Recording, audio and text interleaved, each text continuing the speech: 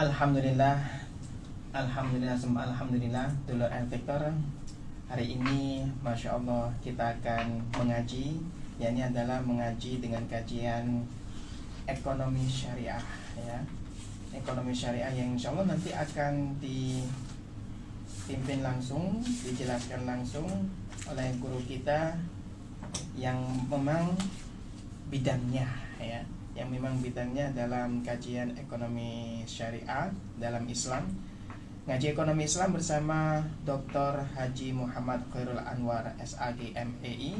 Beliau adalah pengasuh Pondok Pesantren Darul Arqam Wonocolo, dosen ekonomi syariah Universitas Negeri Surabaya, serta yang kita kenal sebagai dai muda yang insya Allah luas wawasannya. Dulur Victor, saya di sini bersama Mas Helmi Ansori yang pastinya akan menemani Anda di Fajar Syiar kali ini. Anda juga nanti bisa bergabung dengan kami di 081234939390, 081234939390. Nanti Anda juga bisa mengikuti kajian pada pagi hari ini melalui Instagram Radio L Victor. Tulis saja Radio L Victor. Baik, dulur L Victor, berbicara mengenai ekonomi syariah tidak terlepas pula dari yang namanya produktivitas manusia dalam setiap hariannya. Bagaimana seorang manusia itu bisa mengimbangkan antara hidup dunia dan juga pastinya tidak harus mengimbangkan dunia saja, tetapi dia harus memiliki nilai lebih dalam urusan akhirat. Sebagaimana yang dijelaskan oleh para kiai-kiai bahwasanya dunia itu adalah tumpangan untuk menuju ke akhirat. Berbicara mengenai produktivitas dalam Islam, berikut ini adalah topiknya yang kita akan bahas. Baik, dulur Victor, mari kita sama bersama guru kita, yakni adalah Ustadz Khairul Anwar. Assalamualaikum warahmatullahi wabarakatuh. Waalaikumsalam warahmatullahi wabarakatuh. Alhamdulillah, bagaimana kabarnya? Alhamdulillah sehat, walafiat. Mudah-mudahan dulur Victor juga sehat semuanya. Alhamdulillah. Ya, kita rindu Pak. Alhamdulillah. Insyaallah hari ini semoga panjenengan serta keluarga diberikan kesehatan. Amin ya rabbal alamin. Setiap mampu untuk memberikan nilai-nilai Islam. Amin. Alhamdulillah. Monggo Ustaz.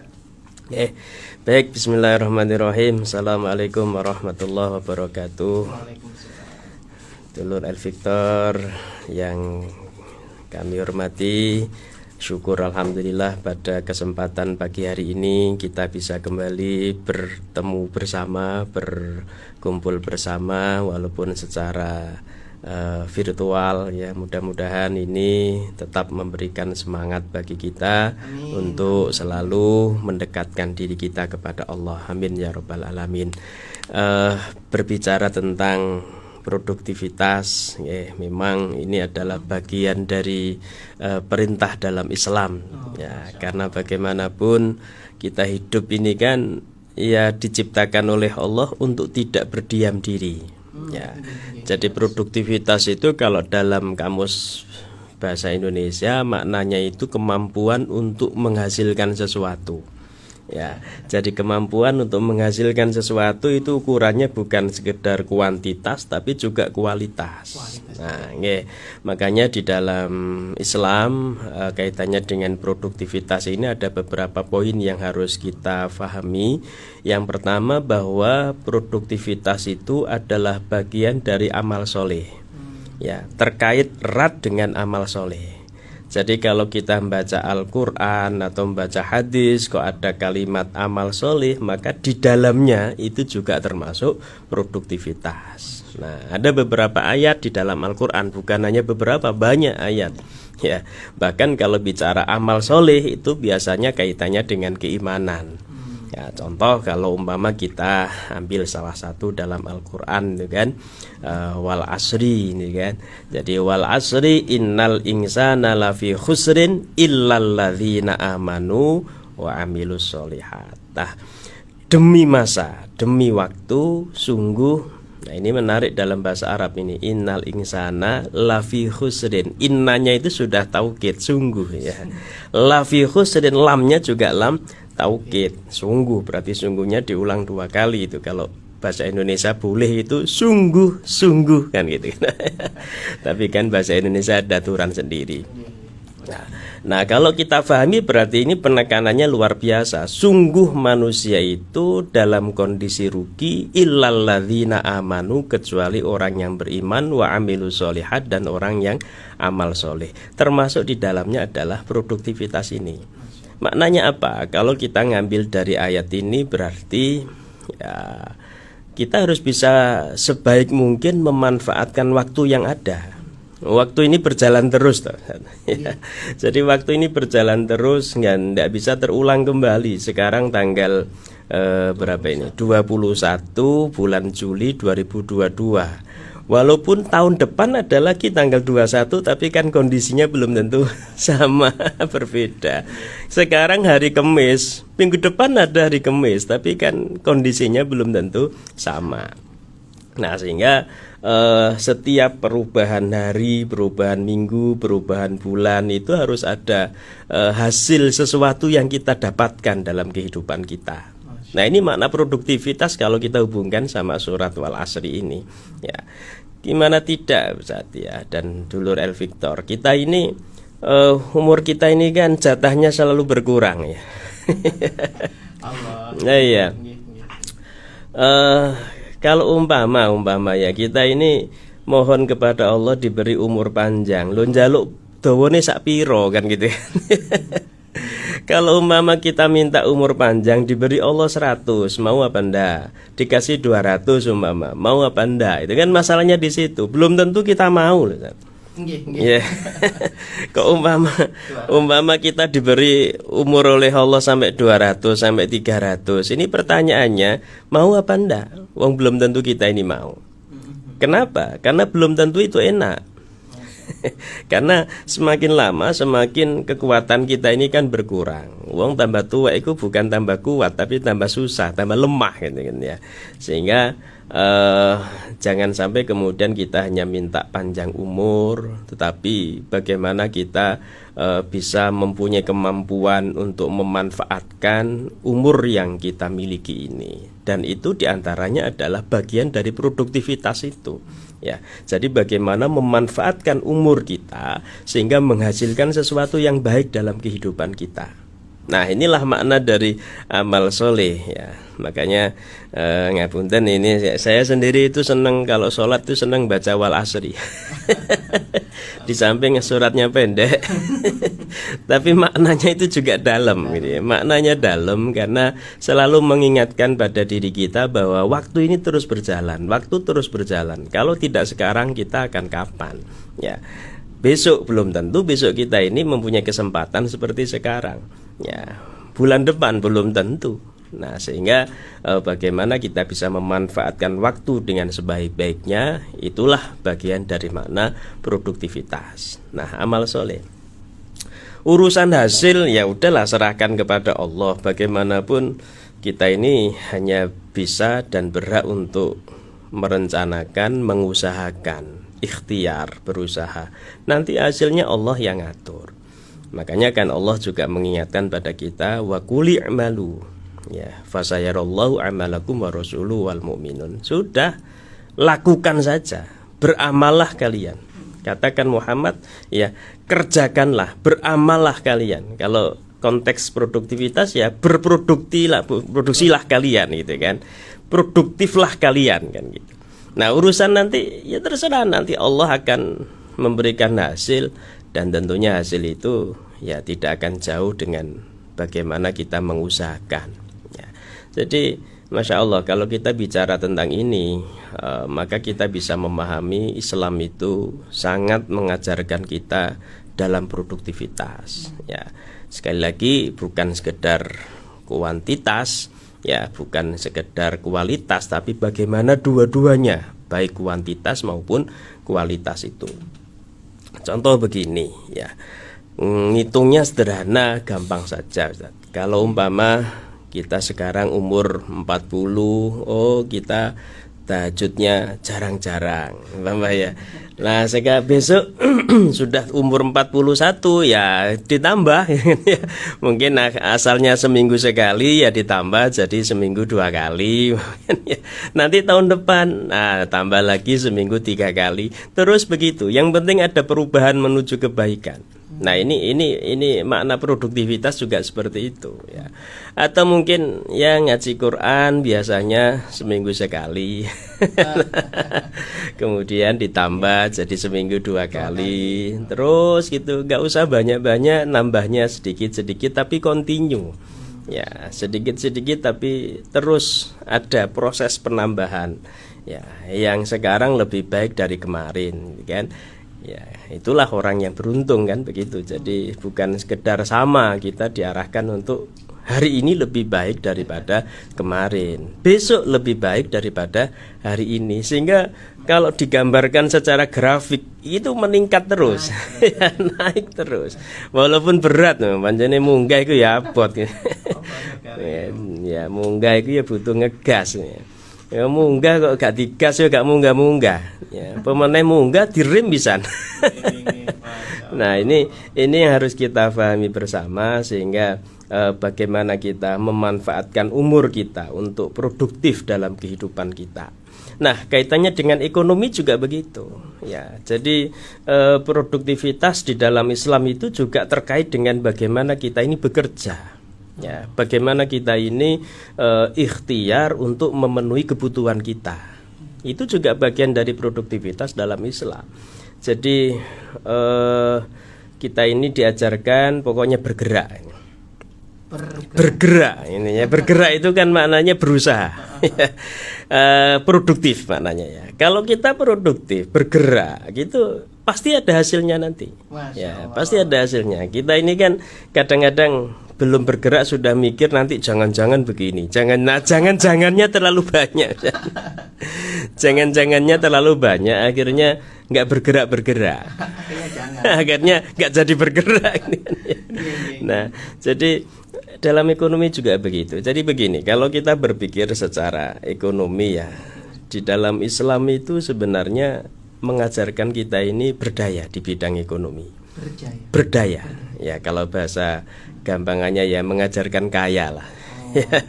Tetapi kan jangan hanya dimaknai kaya harta saja kan tidak. Sehingga kalau dalam bahasa saya berdaya di bidang ekonomi. Kenapa Islam mengajarkan begitu? Walaupun tidak secara spesifik ya, tidak secara khusus mengajarkan kaya, tetapi di dalam Islam itu banyak sekali ajaran-ajaran yang syaratnya harus kaya dulu. Nah, contoh zakat itu, zakat itu kan ada aturan nisab. Ya, kalau bahasa saya aturan nisab itu ya aturan ukuran kekayaan dia kan gitu. Kaya apa enggak? Untuk orang yang kaya. Iya, berarti kan bahasa gampangnya untuk orang yang kaya. Ada kewajiban haji juga begitu. Apalagi zaman sekarang haji ya enggak gampang. Di samping kaya juga butuh kesabaran karena waktunya kan panjang gitu kan ya. Belum lagi ya kelihatannya mungkin itu kegiatan-kegiatan ritual, tetapi juga butuh kekayaan. Ya, sholat itu butuh kekayaan. Ya, kalau kemudian kita nggak punya kekayaan untuk apa ya mencukupi kebutuhan kita, sholatnya juga khusyuk.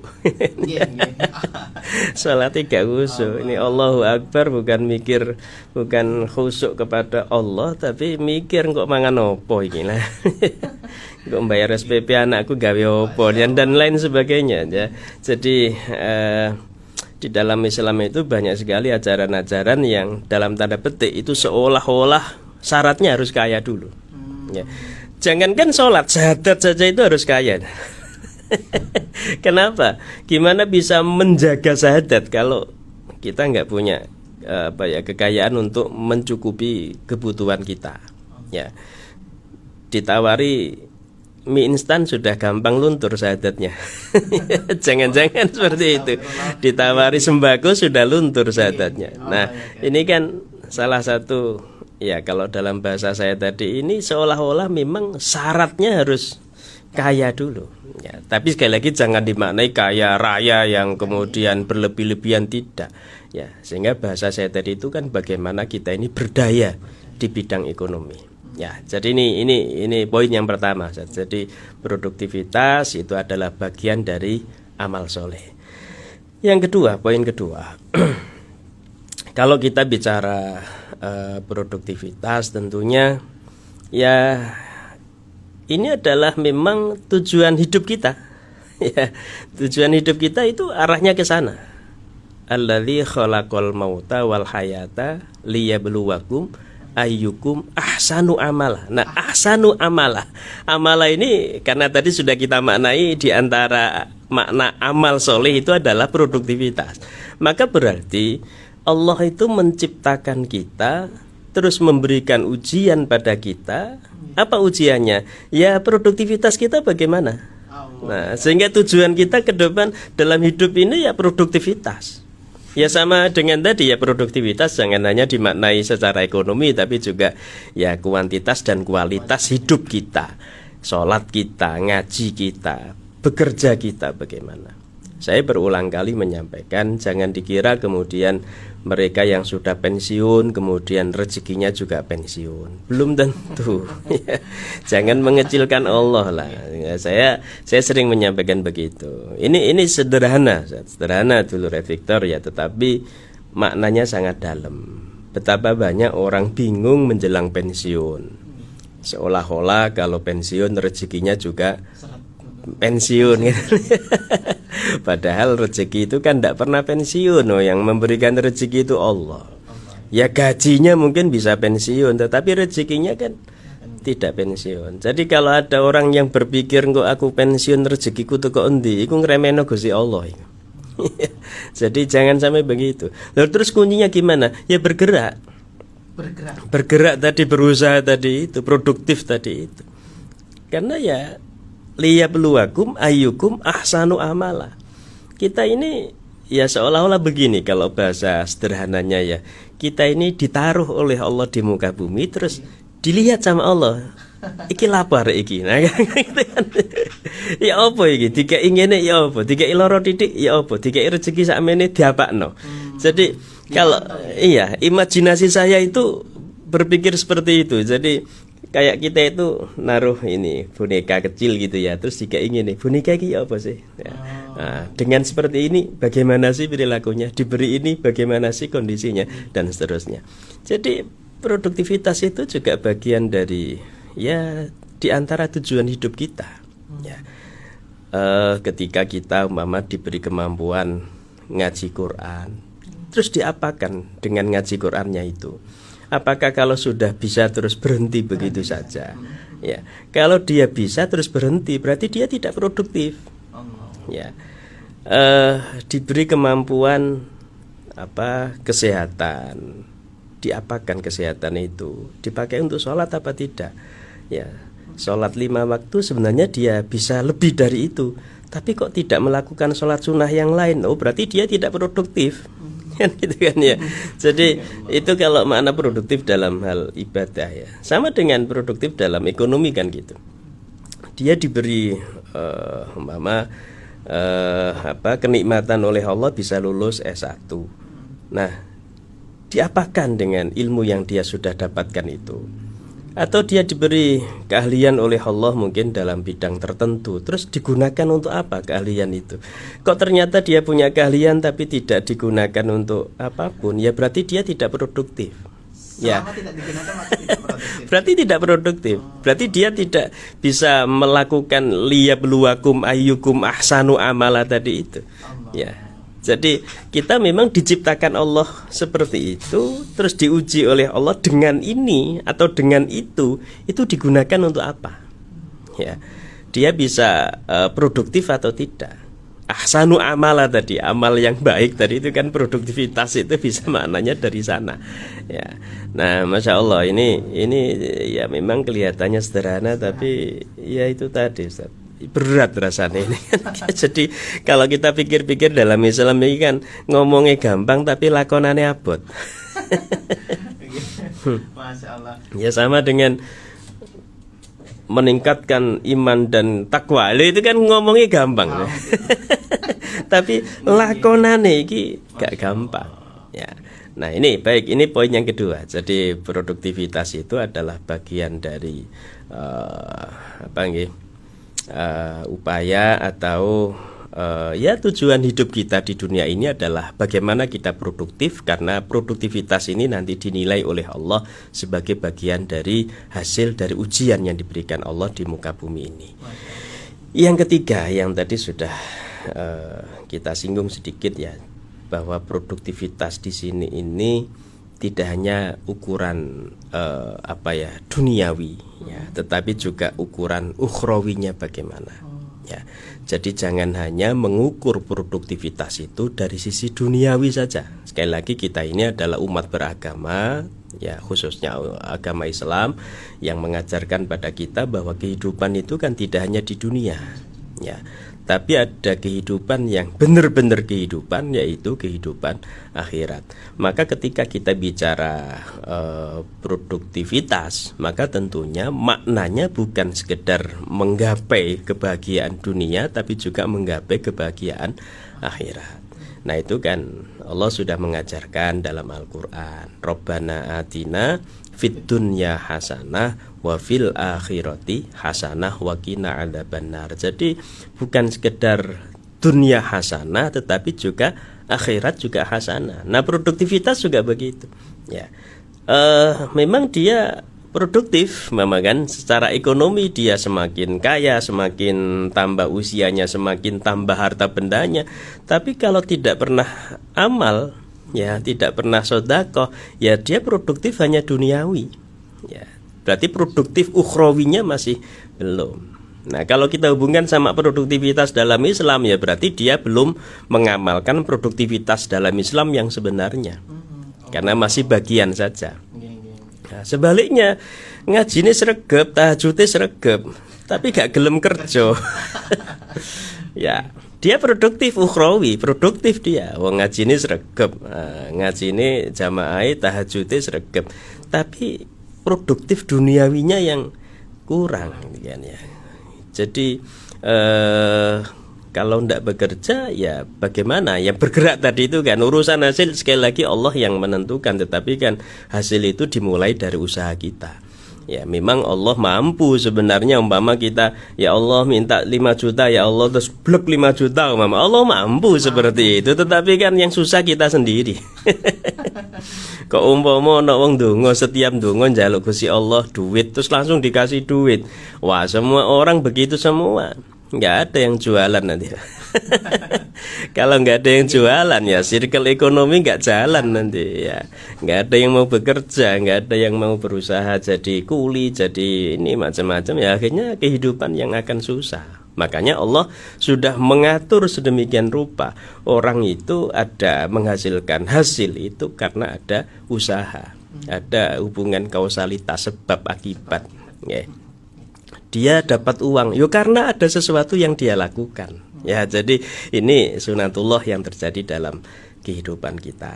Makanya kaitannya dengan ini kan ada ayat Al-Quran itu kan, man amila solihan min dzakarin aw untha wa huwa mu'minun falanuhyiyannahu hayatan thayyibah. Ya.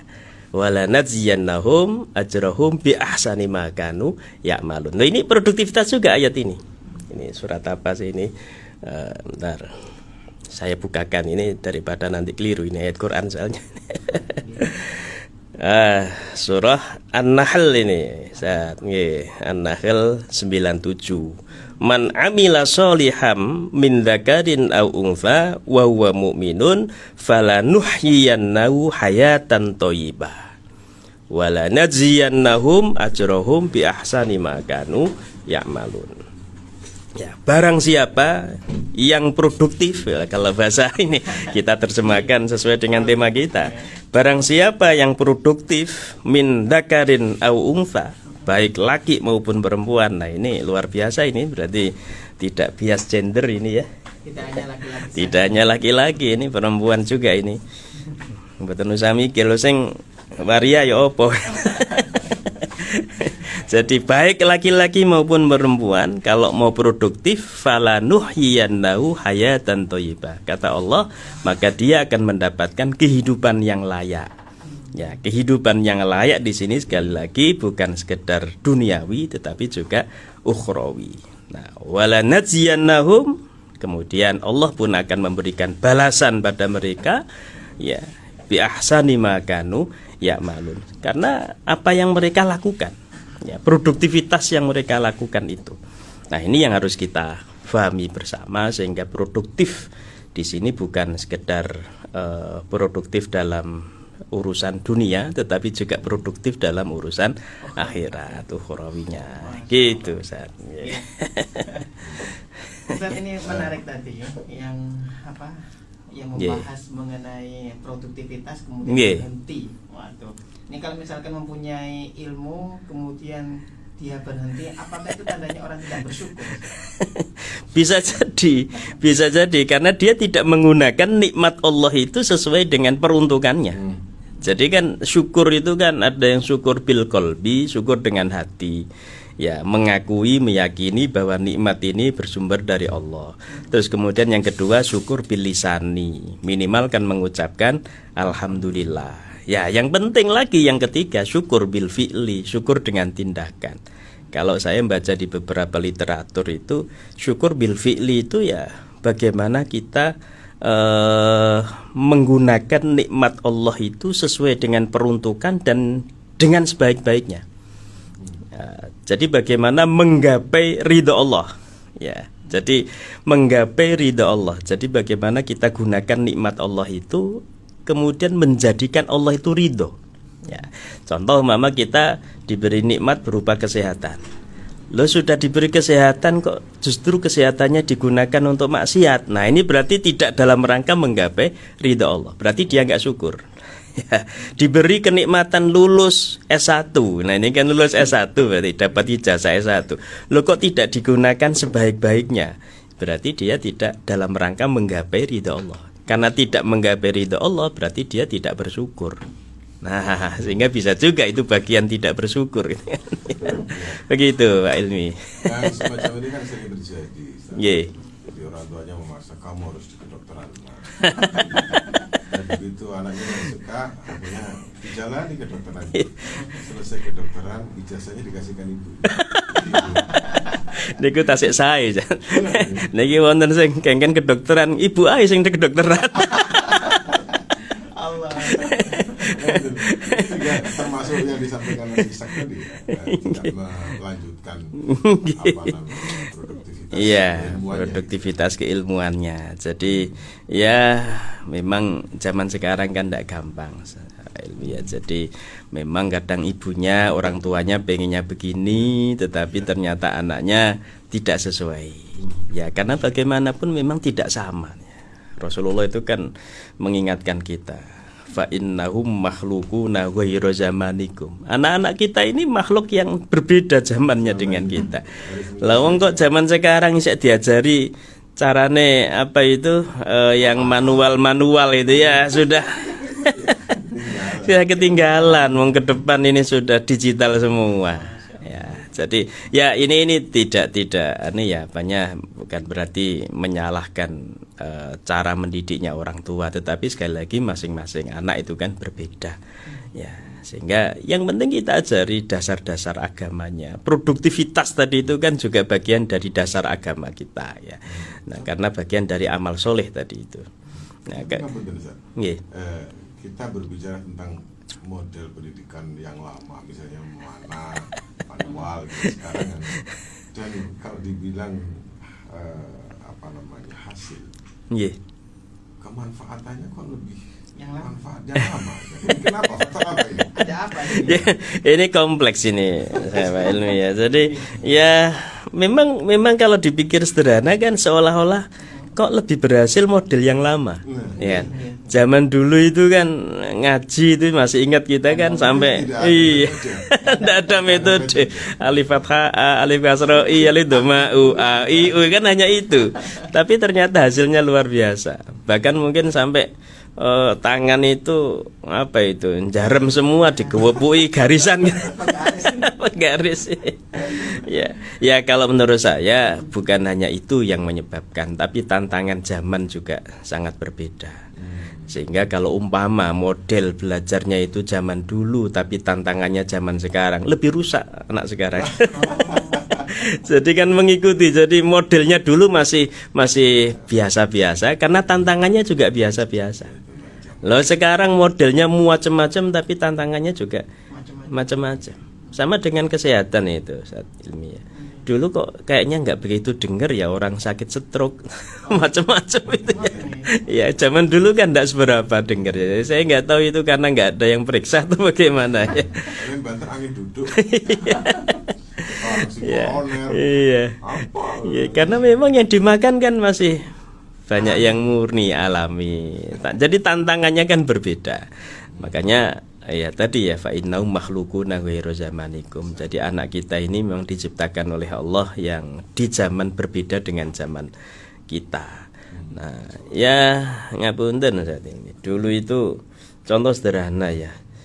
Nyari gambar porno dulu itu kan enggak gampang. Ya, waduh sekarang nggak usah nyari aja ditawari muncul sendiri, buka internet gitu aja udah muncul ya iklan-iklan itu kan. Ya, zaman dulu enggak, saya masih ingat dulu itu waktu ini ya paling-paling ditawari di terminal penjual koran itu. Sembunyi-sembunyi. Jadi dia jualan gambar porno itu sambil jualan koran. Di balik tumpukan koran ini ada gambarnya. Kita ditawari koran, Mas. Enggak, Pak. Dibuka no. Ini tak gitu ya. Jadi sembunyi-sembunyi, dia nggak mau terang-terangan karena apa? Ya takut ditangkap dan juga sanksi sosial. Malu kalau kelihatan terbuka. Lah sekarang enggak. Sekarang ini buka-bukaan nangge. Makanya kadang saya berpikir lah, kenapa handphone yang segini kecilnya ini positifnya luar biasa, tapi negatifnya juga luar biasa. Enggak, betul sama dunia. Nah, Masya Allah, megangnya hanya segenggam tapi bisa kemana-mana ya, kemana-mana. Orang dulu kalau punya anak perempuan anteng di kamar kan seneng ya. Seneng anakku gak kagen pola ini. Lo sekarang di kamar anteng, pikirannya gak anteng, tangannya gak anteng gitu kan ya. Bisa keluyuran ke luar negeri, keluyuran ke sana kemari, metu kamar wis modelnya kayak wong luar negeri. Ya ini repotnya. Ya mudah-mudahan kita bisa inilah menjaga diri kita dan keluarga kita. Dan itu harus kembali ke Quran. Qurannya kan sudah mengingatkan ku anfusakum wa ahlikum naro. Jadi kalau enggak kita siapa yang menjaga mereka? Kok menjaga no ustate? Nggak bisa. Jaga no sekolah nih belum tentu. Ngapunten, bukan berarti terus jangan difahami ustadz gak penting, sekolah gak penting, enggak. Tetapi bagaimanapun Allah mengingatkan kita, peran kita. Ku anfusakum wa ahlikum naro itu peran kita. Ya, bukan sekedar mengandalkan peran orang lain, tapi harus peran diri kita. Sayyidina Umar ketika dibacakan ayat ini pernah nanya ke Rasul, apa itu? Naki bi anfusina, kaifana nabi ahlina. Ya Rasul, kalau saya menjaga diri saya bisa. Loh terus kalau menjaga keluarga saya bagaimana? Kata Rasulullah, jaga keluargamu itu ya bagaimana ngajak kebaikan pada keluargamu, mencegah kemungkaran yang terjadi di keluargamu. Berarti peran amar ma'ruf. Ya, jadi peran amar ma'ruf itu memang harus dipertegas lagi. Ya, karena ya jujur saja kita ini kan nek amar ma'rufnya gampang. Nahi mungkarnya ini yang berat. Nek ngomong tok ngono gampang. Yang tadi ini kan materinya juga begitu. Ngomong tok gampang, tapi nek ono nglakoni elek terus dilaroni, dicegah. Ini yang ndak gampang. Ya, apalagi sanksi sosial sudah nggak ada. Rasa malu sudah hilang. Ya, jadi urutannya kan begitu. Kenapa kemaksiatan itu terjadi? Karena orang sudah tidak malu lagi. Kenapa tidak malu lagi? Karena orang sudah tidak menghiraukan. Kalau sudah tidak menghiraukan, akhirnya ya sanksi sosial nggak ada. Jadi sanksi sosial itu urut-urutannya sanksi sosial itu akan mengakibatkan masyarakat malu. Nah karena sudah nggak ada sanksi sosial, ya nggak ada malu lagi. Nah ini repotnya begitu.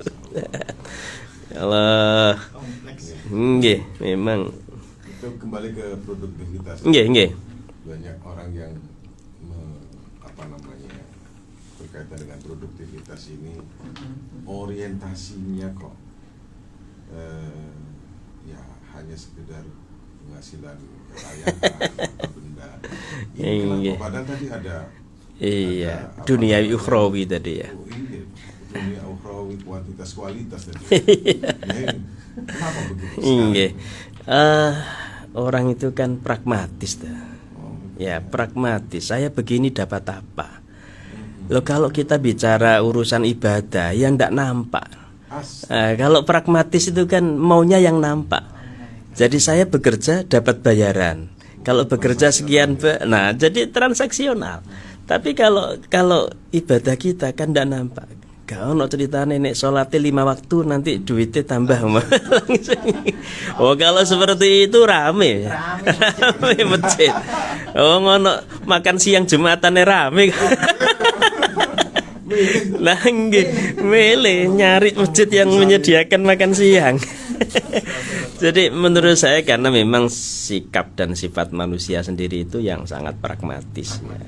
Yang kedua kan kita ini ya ngukur sesuatu itu lupa dengan kehidupan yang sebenarnya yang memang ya belum nampak. Ya kita ngukurnya yang kelihatan saja. Ini masalahnya di situ. Jadi masa depan kita ini masih belum menjadi bayangan dalam diri kita. Ya masih kurang lah. Ya pertimbangan ukhrawi itu. Makanya di dalam Al-Quran kalau pemahaman saya itu banyak sekali yang mengajarkan masa depan. Ya terkait dengan surga, terkait dengan neraka itu kan kehidupan masa depan. Ya kalau bagi mereka yang keimanannya kurang ya itu dianggap dong karena belum terjadi, apalagi kalau dihubungkan yang orang-orang yang sok ilmiah ini ya. Sesuatu itu kan harus bisa diobservasi, bisa dianalisis secara logika macam-macam ya. Tidak semua ajaran agama itu kan bisa dilogikakan. Makanya ukuran pertama itu bagaimana keimanan kita, bukan bagaimana pemikiran kita. Ya. Kalau hanya mengandalkan pemikiran ya logika saja yang main. Kalau hanya logika saja ya sudah, surga neraka nanti pikirannya belakang nanti. Repot kalau seperti itu. Ya. Nggih. Kita beri sejenak ya. Nggih. Enggak. Dulur, jangan kemana-mana. Insya Allah kita akan lanjut lagi sesi tanya jawab. Ajukan pertanyaan Anda melalui nomor kita. Baik, Dulur Victor, kita lanjutkan kembali. Sudah ada beberapa pertanyaan masuk Ustaz di WA. Kita coba perhatikan yang masuk pertanyaannya lewat WA dulu ya. Iya, baik. Yang lain juga silakan nanti masuk di 081 232 081 234 93 93 90. Ya. Baik. Ini berhubungan dengan tadi yang bermain WA dari Ibu Tina di Krian ya. Mau nanya bagaimana hukumnya jika suami sering merayu perempuan-perempuan lewat WA? Bagaimana ya? Nah ini bacanya apakah produktivitasnya? Jadi kalau dihubungkan sama produktivitas ya berarti tidak produktif. Tidak produktif ngerayu ibu ini. Apalagi yang dirayu sudah punya suami lah ini. Jadi sebenarnya tidak hanya bahasanya merayu ya. Jadi bagaimanapun kita sudah diajarkan bagaimana cara berhubungan dengan yang bukan muhrimnya. Saya kira ini adalah pelajaran-pelajaran dasar di dalam ajaran Islam. Ya, kalau kemudian Ibu tadi nanya hukumnya, ya sebenarnya mau pakai WA, mau berhubungan secara langsung face to face atau melalui media lain, ya tetap sama hukumnya kan. Karena kan ya itu perilaku yang hanya media saja yang membedakan. Ya, sehingga apapun itu yang kita lakukan, mau pakai WA mau langsung, kalau memang itu jelas-jelas bertentangan dengan ajaran agama, ya kita harus mengakui itu sebuah kesalahan. Ya, kalau kemudian lo tujuannya nyari istri yang kedua, Ustaz, umpama lah ya. Nggak dilarang Ustaz itu kata. Alasan.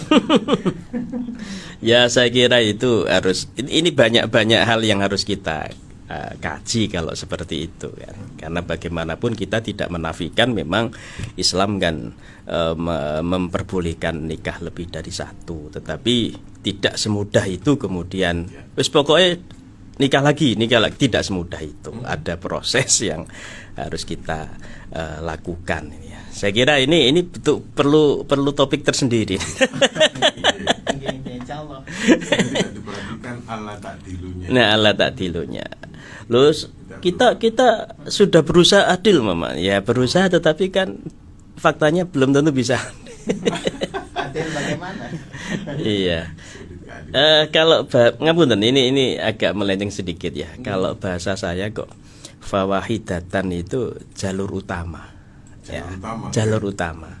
Kalau masna wa sulasa wa ruba itu kok jalur alternatif kalau bahasa kita. Analoginya begini, kalau kita mau ke Malang, jalur utamanya ya itu, kan ya itu jalur utamanya. Loh, kok jalur utama ada macet? Nah, berarti kan kita harus lewat jalur alternatif. Nah, tapi jalur alternatif itu kan banyak polisi tidur, banyak polisi cepek, jalannya juga belok-belok, banyak kendaraan, macet, macam-macam ya. Sehingga kalau jalur utama lancar, kok ada orang milih jalur alternatif? Bahasa kasarnya, saking bodohnya dia itu. Nggak paham. Tapi kalau jalur utamanya kok macet, loh, kenapa tidak nyari jalur alternatif? Tapi untuk pindah ke alternatif kan harus banyak pertimbangan. Ya, nah kalau poligami juga begitu. Jadi tidak asal-asalan langsung ke alternatif. Alternatif itu jalur berikutnya. Jadi ini kesalahpahaman yang harus dipahamkan ini.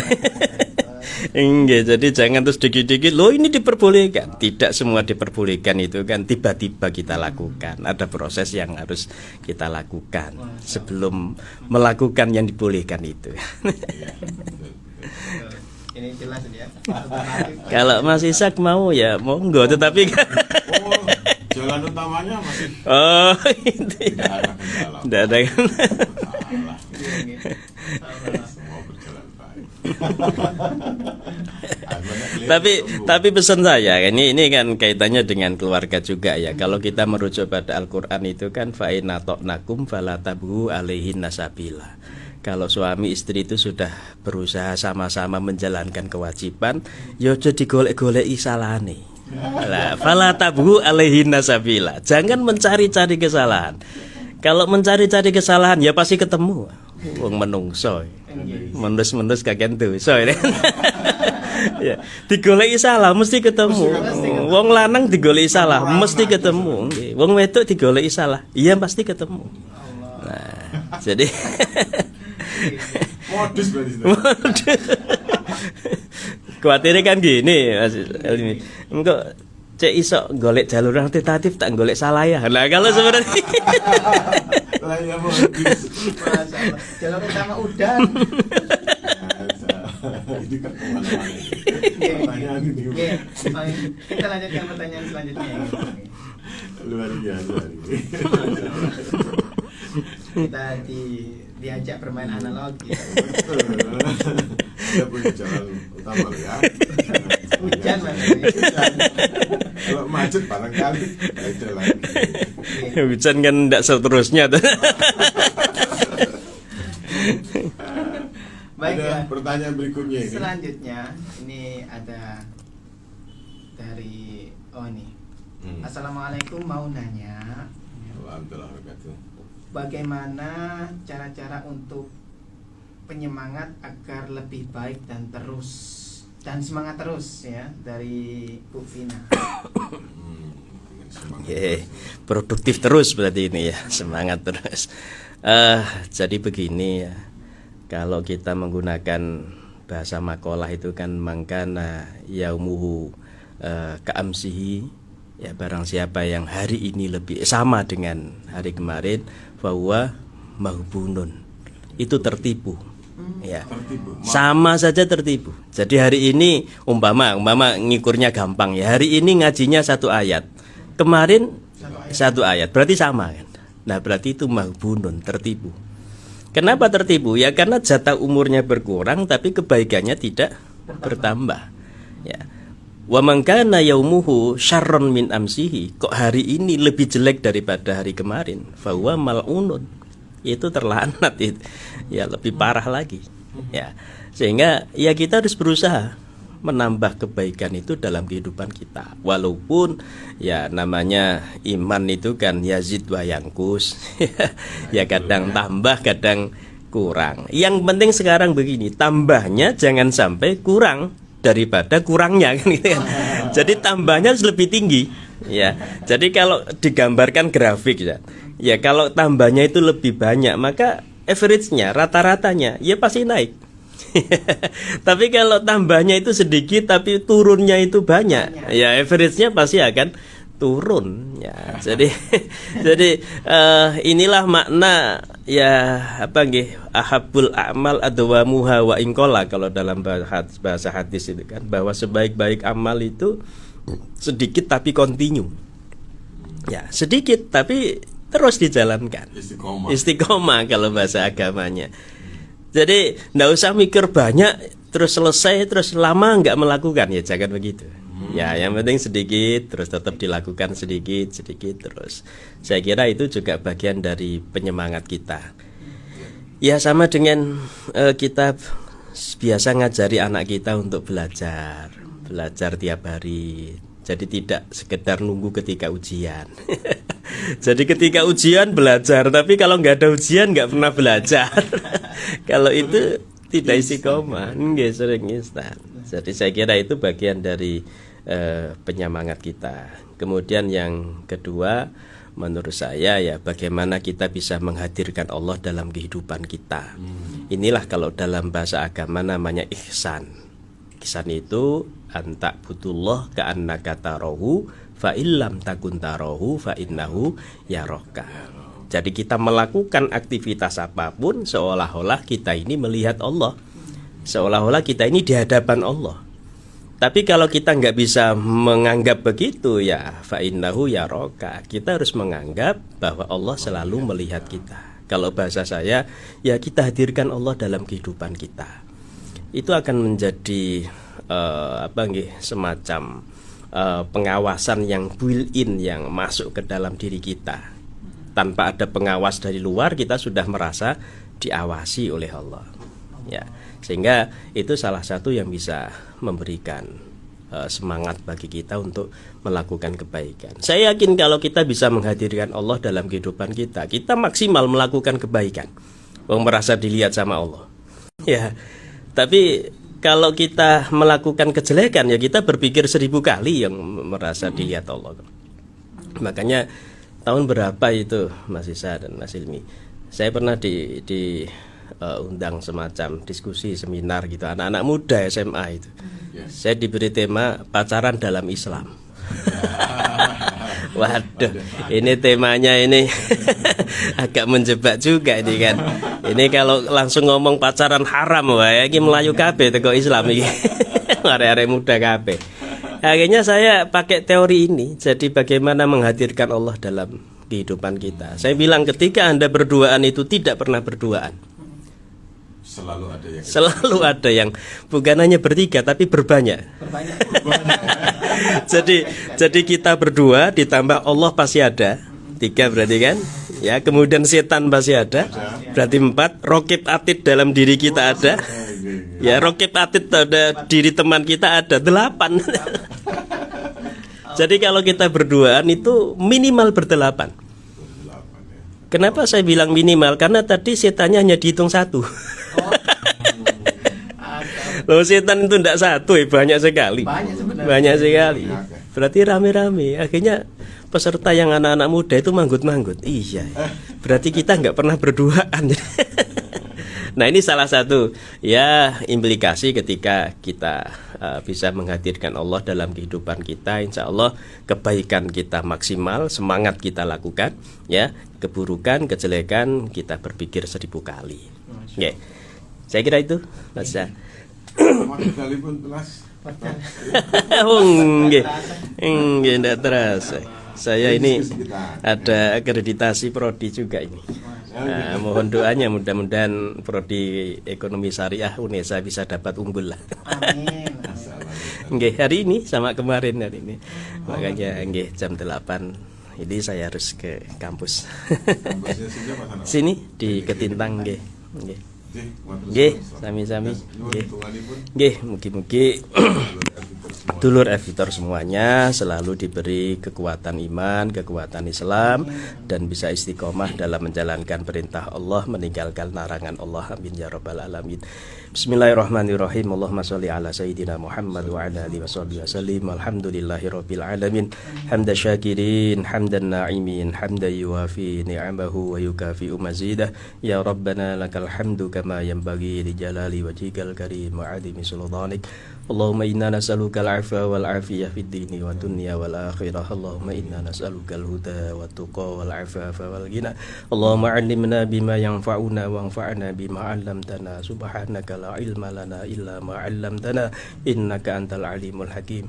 Rabbana atina fid dunya hasanah wa fil akhirati hasanah wa qina 'adzabannar. Sallallahu ala sayyidina Muhammad wa ala alihi wa sahbihi wa baraka wa sallam. Walhamdulillahi rabbil alamin. Bismillahil Fatihah.